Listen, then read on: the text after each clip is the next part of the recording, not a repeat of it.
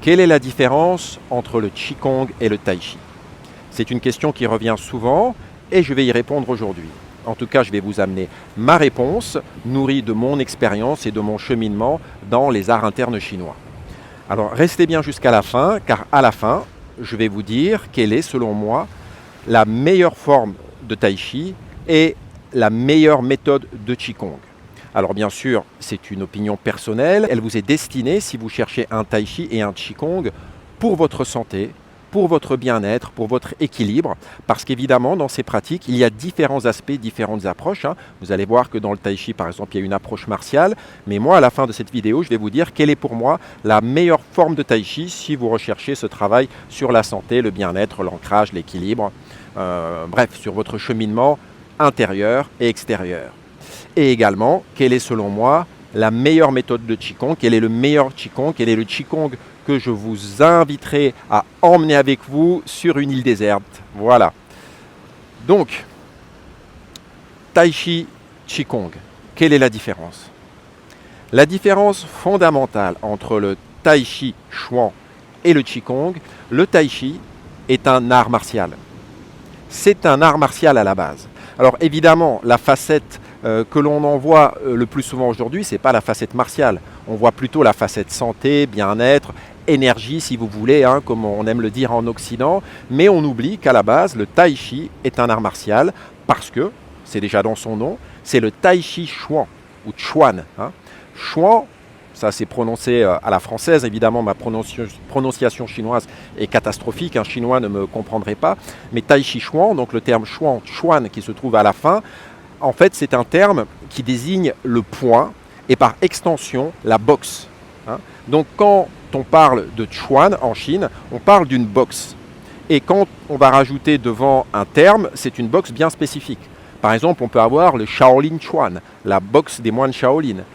Et on a évidemment le Tai Chi Chuan, le Tai Chi Chuan, le Tai Chi Chuan, qui est la boxe du Tai Chi. C'est-à-dire l'art martial qui est basé sur les principes de cette notion philosophique, mais pas que philosophique dans la tête, philosophique également dans le vivant, qui est la notion de Tai Chi.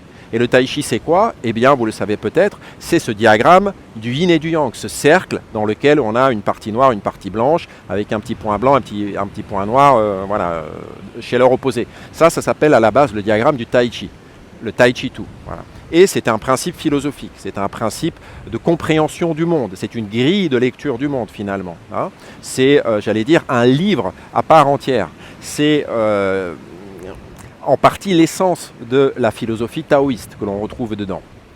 Donc, le Tai Chi Chuan, c'est la boxe qui est associée, qui se base sur les principes du Tai Chi. Ça, c'est pour les grandes lignes. Parce qu'évidemment, vous avez tous vu dans des documentaires, ou si vous avez voyagé en Asie, vous avez vu des gens pratiquer sûrement le matin, au petit matin, en groupe, des mouvements lents du Tai Chi. Là, effectivement, ces mouvements sont plutôt pratiqués pour la santé. Pourquoi? Parce que le Tai Chi a différentes facettes.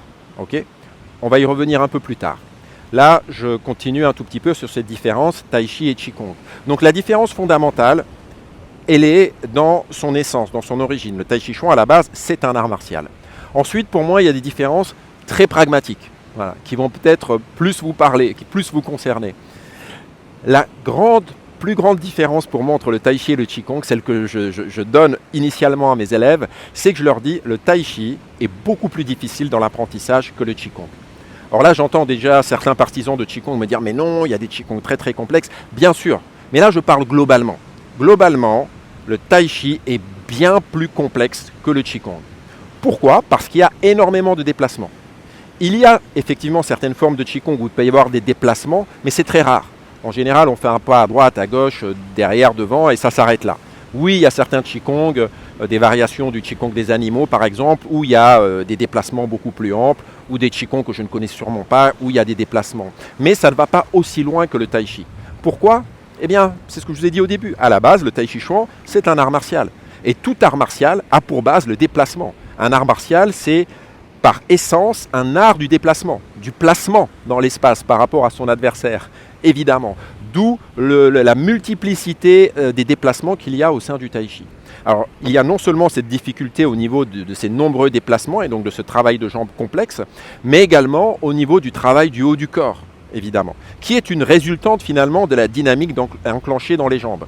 C'est ce qu'on retrouve également dans le Qigong, mais c'est bien plus complexe encore dans le Tai Chi. Donc souvent quand je dis à mes élèves, quand mes élèves me demandent la différence entre le Tai Chi et le Qigong, avant de partir dans un blabla culturel et c'est un art martial et ceci et cela et les origines et toute la philosophie et tout ce que vous voulez, je leur donne un élément pragmatique qui est le Tai Chi est bien plus complexe à apprendre que le Qigong. D'autant plus qu'en général, les Tai Chi qui sont proposés sont les formes traditionnelles, assez longues, et je peux vous dire que ça met beaucoup de temps à apprendre. Et j'ai même, dans la majorité des élèves que j'avais, même ceux qui me suivaient depuis de nombreuses années, il y en a peu qui étaient capables de pratiquer la forme traditionnelle qui est très longue. Moi, dans la branche, dans la transmission que j'ai reçue, la forme traditionnelle, elle pouvait faire jusqu'à 1 heure selon le rythme et la vitesse à laquelle on l'a pratiquée, mais ça pouvait durer 1 heure. Donc je peux vous dire que même mes anciens élèves, il y en avait peu, j'allais dire c'était peut-être 10% de mes élèves qui étaient capables de la pratiquer seuls et en autonomie. Le Qigong est beaucoup plus abordable. Pourquoi? Parce que déjà le Qigong c'était un terme générique. Mais il y a des points communs entre Tai Chi et Qigong, j'y viens juste après. Le Qigong c'était un terme générique. Pour faire court, Qi c'est le Qi, donc c'est ce que nous on traduit par énergie, mais ce qui chez les Chinois se traduit par souffle, pas le souffle de la respiration, c'est le souffle dans le sens qui anime les choses. Donc c'est le Qi qui circule dans les méridiens d'acupuncture, mais pas que, le Qi est présent partout dans l'univers. Finalement, tout est du Qi plus ou moins dense, ok ? Donc c'est un peu comme dans le film Matrix, là. Vous voyez, si d'un seul coup vous pouviez voir la trame qui se cache derrière la forme, ça serait des lignes finalement d'énergie, des flux. Tout respire, tout est vivant. Que ce soit la pierre, l'océan, le sable, ici, tout est vivant selon la vision taoïste. Et Kong, ça veut dire travail. Kong, c'est travail, grosso modo. Donc c'est le travail sur le Qi. Moi je préfère dire cultiver le Qi. Voilà, ok. Donc tout ça, c'est un terme générique qui va englober énormément de méthodes différentes. Vous avez énormément de Qigong différents. Le but du Qigong, essentiellement, c'est de réguler la circulation du Qi dans le corps pour la santé et le bien-être et l'équilibre. En médecine traditionnelle chinoise, il y a un dicton qui dit grosso modo « l'eau qui court ne croupit jamais ». Et la médecine chinoise, ce n'est qu'une histoire de circulation. Quand les choses circulent de manière harmonieuse, tout va bien dans le corps. Donc que ce soit l'acupuncture ou le Qigong, on va chercher à réguler la circulation du Qi. Le but premier du Qigong, c'est vraiment la santé. Alors je dis le but premier parce que là aussi, dans le Qigong, il peut y avoir différentes branches. C'est pour ça que vous allez voir qu'ensuite, il peut y avoir des ponts avec le Tai Chi. C'est-à-dire dans le Qigong, je pourrais différencier 3 grandes branches. Il y a la branche santé, dont je vous parle là, alors c'est santé tant du corps que de l'esprit. Il y a la branche martiale, parce qu'il y a des Qigong qui sont faits pour renforcer le corps, pour encaisser les frappes, ou pour avoir plus de puissance dans les frappes. Donc on peut avoir des Qigong martiaux. Voilà. Et puis, la troisième branche, c'est on peut avoir des Qigong spirituels, entre guillemets, quoi. Spirituel, je mets entre guillemets. Pourquoi? C'est vraiment l'idée, c'est ça. C'est comme dans toute pratique spirituelle, une espèce de cheminement intérieur pour arriver à une illumination, un équilibre. Je sais pas, vous expliquez ça comme vous voulez, vous mettez les mots que vous voulez, mais je pense que vous m'avez compris, je n'ai pas besoin d'aller plus en détail. Donc, vous avez ces 3 grandes branches. Alors après, évidemment, on a des ponts entre le Tai Chi et le Qigong. Et le premier pont, c'est que, comme je vous l'ai dit, en Chine, la plupart des gens que vous voyez pratiquer le Tai Chi le pratiquent pour la santé. C'est-à-dire quand vous allez dans un parc, vous voyez les gens pratiquer en groupe, là on est sur le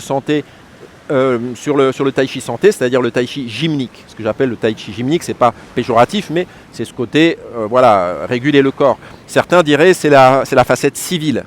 Donc, souvent ce que les gens cherchent, c'est l'aspect santé. Et là, justement, c'est là où on rejoint le Qigong.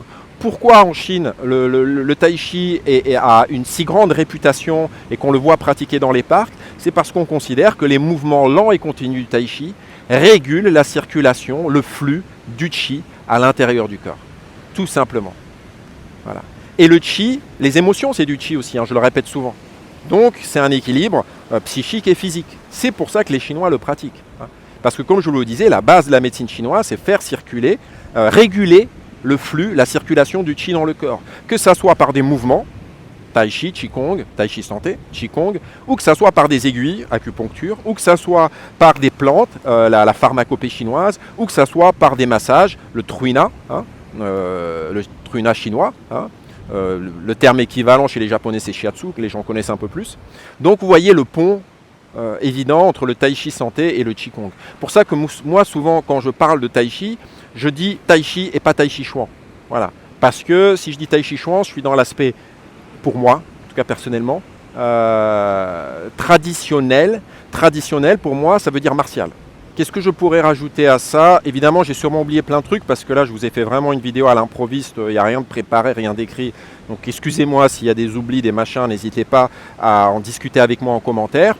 Et voilà, je vous ai dit à la fin de la vidéo, je vous dirai quelle est pour moi la meilleure forme de tai chi pour quelqu'un qui veut aborder le tai chi santé et quelle est pour moi la meilleure méthode de qigong à nouveau pour quelqu'un qui voudrait un qigong pour sa santé et qui n'a pas envie de se perdre dans 10 000 méthodes. Ou en tout cas qui n'a pas le temps peut-être d'apprendre 10 000 méthodes ou X raisons. Voilà. Donc, en termes de tai chi, moi je conseillerais, pour quelqu'un qui voudrait apprendre le tai chi santé, d'aller déjà sur les formes simplifiées, condensées. Alors simplifié, ça ne veut pas dire simpliste, ça veut juste dire qu'on a pris l'essentiel et voilà, qu'on l'a condensé pour justement répondre aux contraintes du monde moderne, hein, c'est-à-dire des contraintes de temps et de diverses obligations diverses et variées, le boulot, les enfants, la famille, le truc, le machin, le nettoyage, rangeage, voilà, vous avez compris.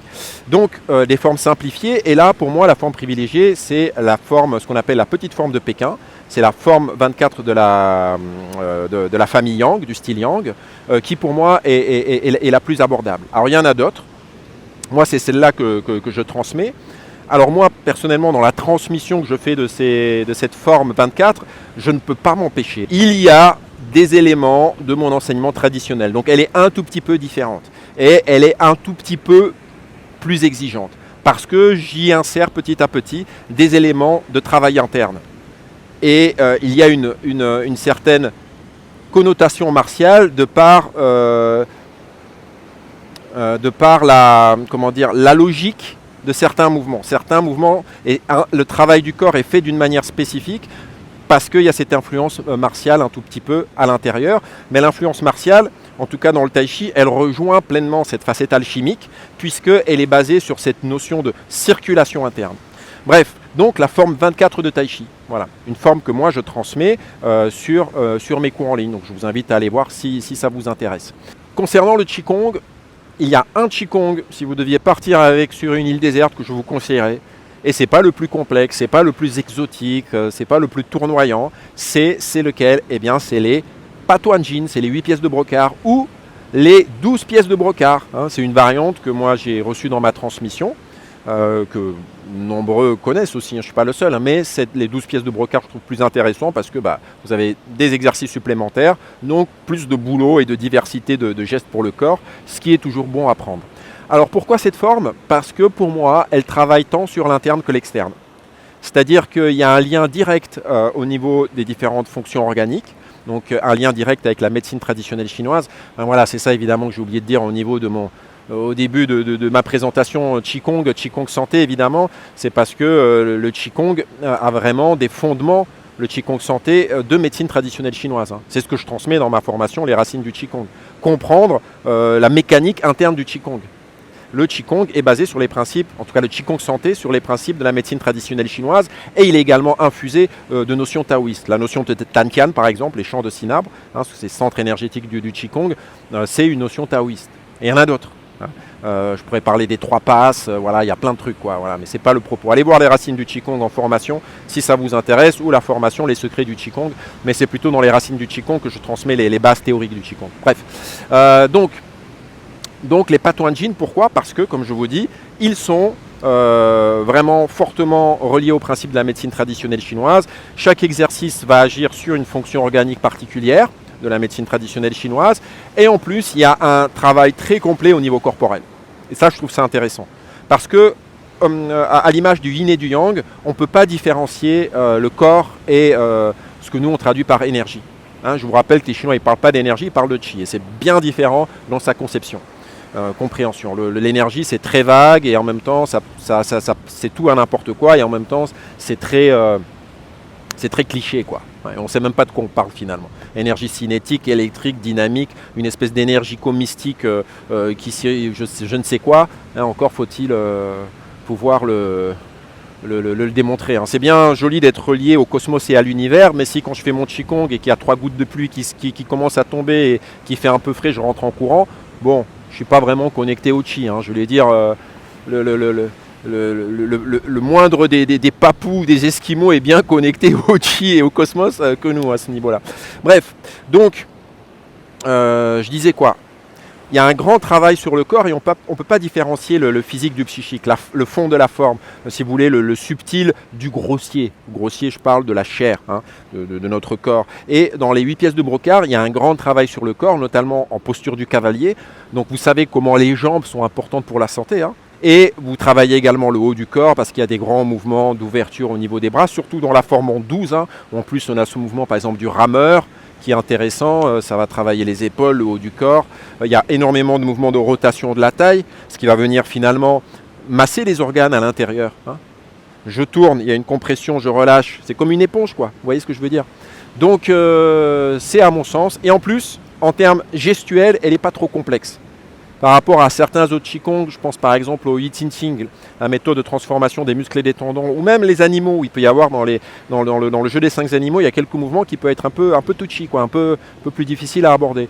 Donc je trouve que les pièces de Brocard sont assez faciles à l'apprentissage. Vous pouvez l'apprendre à votre grand-mère, à vos petits-enfants, à n'importe qui, quoi. Hein.